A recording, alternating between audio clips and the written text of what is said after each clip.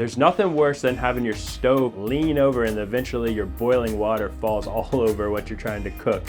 You guys really liked version 1 of my fuel can stabilizer, but now I've got version 2. Now version 1 I didn't let you guys have. I didn't want to even release the files because it just wasn't quite ready yet. But version 2, I'm releasing the files on MakerWorld. They're actually available right now for download, so you can download it, print it out, and test it out for yourself. But I've made a number of improvements over version 1. So I just want to break down in this video what are the major differences between version 1 and version 2 and what makes version 2 better. Also, I'm going to be honest with you about the downsides to this design and where there still are some issues that hopefully I'll address for version 3. And I took a lot of y'all's feedback and incorporated into this version. So I want to walk you through the things that I changed. So this was version 1, and version 1 had a very cool lighter holder, and it just snapped here like this. Now there was 4 legs and they came out like this. But as I learned, 3 legs is actually better than 4 because that can prevent it from wobbling. 4 legs has more of a chance of wobbling and 3 legs does not. So the old version has 4 and the new version has 3. But the other pro about that is having 3 allowed me to design it to where the legs could stick out further. And that is great because the further that they stick out, the more that they can stabilize the pot. Also on version 1, the lighter was nested inside. It had a little holder that would nest inside underneath of the pot stabilizer. But if you think about it, that's kind of counterproductive because to light your stove, you have to get to the lighter. And that means you have to take this thing off to get the lighter out. And then you'd have to reinstall it. And with version 2, what I did was I actually just made kind of like an empty cavity here to where you can take your lighter, and as everything is folded up, if you fold one up and then you kind of push it underneath, you can see it stays underneath there. Then when you slide the other two, it kind of wedges everything in place. So now the lighter's in there and it's not moving anywhere.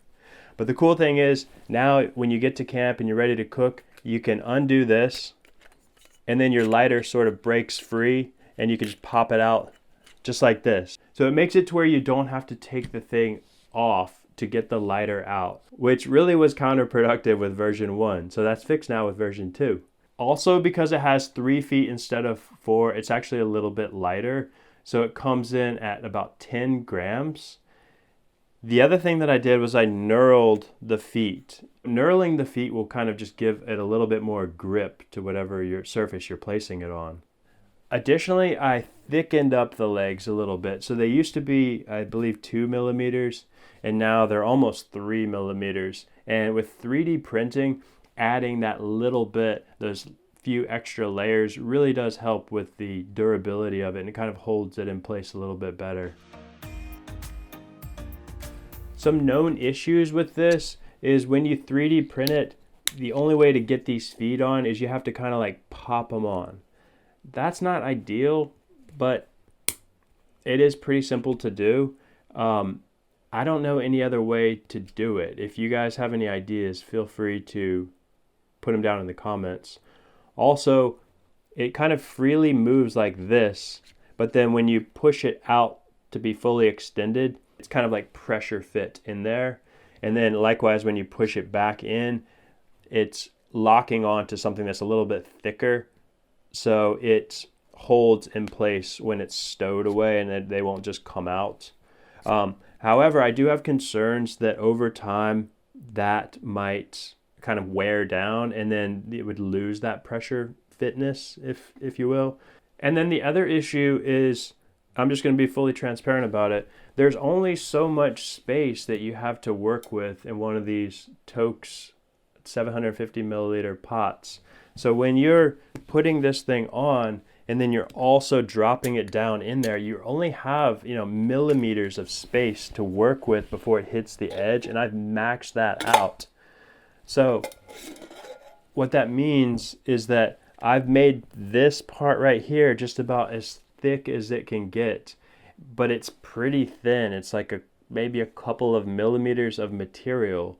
And this is PLA, so it can be brittle sometimes, and that could be an issue, especially if you step on it or something like that. It could very well snap.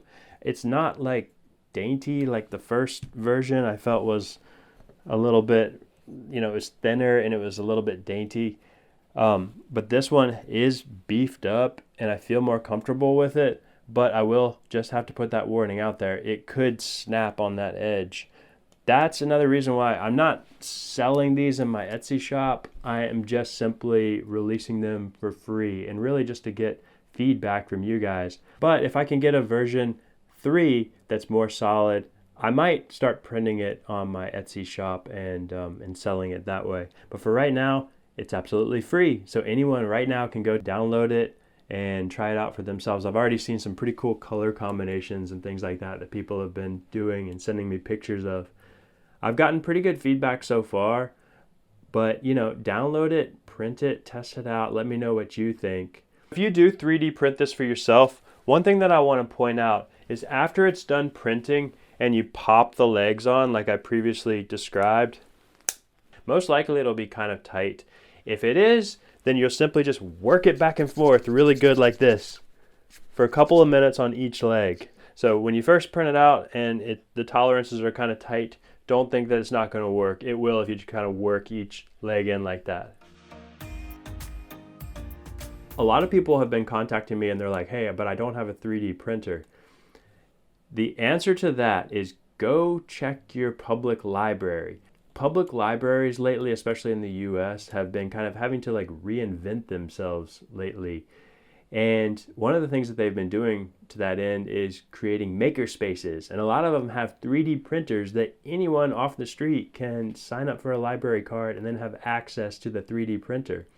So essentially you would download the file that I have available on MakerWorld, and then you would bring it to your public library, and there's a really good chance that you can get it printed there for absolutely free or very low cost. It's pretty amazing what we can create nowadays with just a computer and a 3D printer. And as you guys know, I'm full of ideas. I've got so many different things that I want to try.